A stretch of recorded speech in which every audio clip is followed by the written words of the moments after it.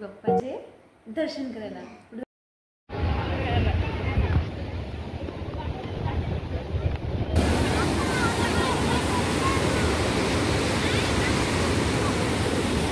Hi hello नमस्कार, मी Priyanka. Hello सावी,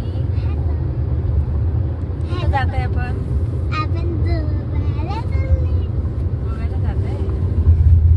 त्याच्या आधी कुठं जात आहे? त्याच्या आधी वॉटरफॉल गणपतीपुळेला जात आहे।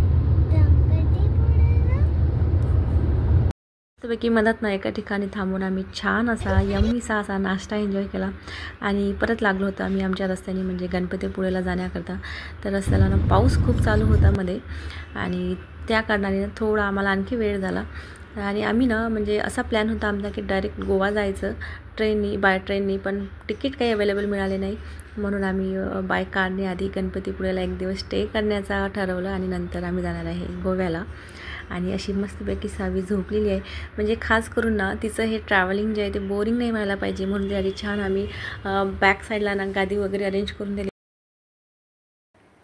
हाय हॅलो, आम्ही ना मस्तपैकी आता फ्रेश झालेलं आहे आणि आता आम्ही जात आहे गणपती बाप्पाचे दर्शन करायला। कुठे जात आहे आपण? गणपती बाप्पाचे दर्शन करायला। तर आता कुठं भेटणार आहे आपण? गणपती बाप्पाच्या मंदिरात। तर आता आपण भेटूया गणपती बाप्पाच्या मंदिरामध्ये। आणि आम्हाला ना म्हणजे आम्ही मुंबई निघालेलो होतो 10 वाजता आणि इथे गणपतीपुळ्याला पोचता आम्हाला 6 वाजले, कारण की पाऊस सुरू होता है ना। अजून मी उद्या गोव्याला जाणार आहे। अच्छा, आमचा नेक्स्ट प्लॅन कुठला आहे? गोव्याचा। चला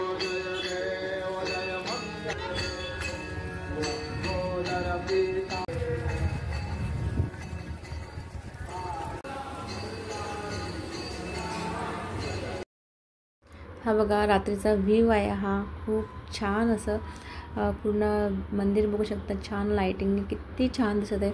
आणि मंदिराच्या ना एक्झॅक्टली बाजूने समुद्र आहे, म्हणजे हे जे मंदिर आहे ना हे अगदी समुद्राच्या काठावरती आहे।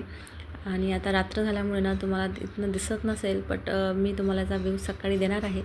आणि इथे आमची सावी उंदीर मामाच्या कानात काहीतरी सांगत आहे, तर तिला विचारलं मी की तू उंदीर मामांना काय मागितलं? तिचं ॲन्सर ऐकून ना मला एवढं हसायला आलं।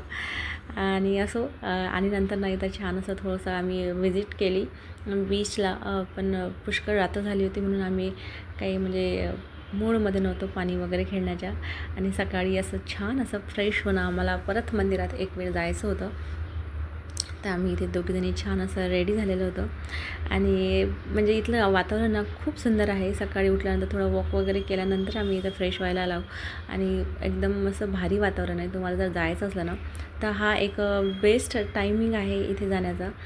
आणि नंतर आम्ही इथे असं मंदिरामध्ये आलो आहे आणि बघा म्हणजे रात्रीच्या व्ह्यूमध्ये आणि सकाळच्या व्ह्यूमध्ये पुष्कळचा फरक दिसून येतो।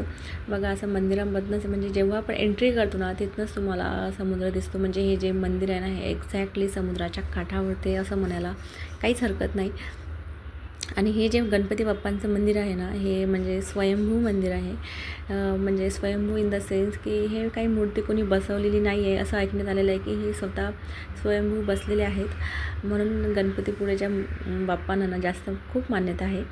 आणि हे बघा किती छान ग्रीनरीज आहे, म्हणजे या जे मंदिर आहे या मंदिराच्या टोटली आजूबाजूनी ग्रीनरी आहे।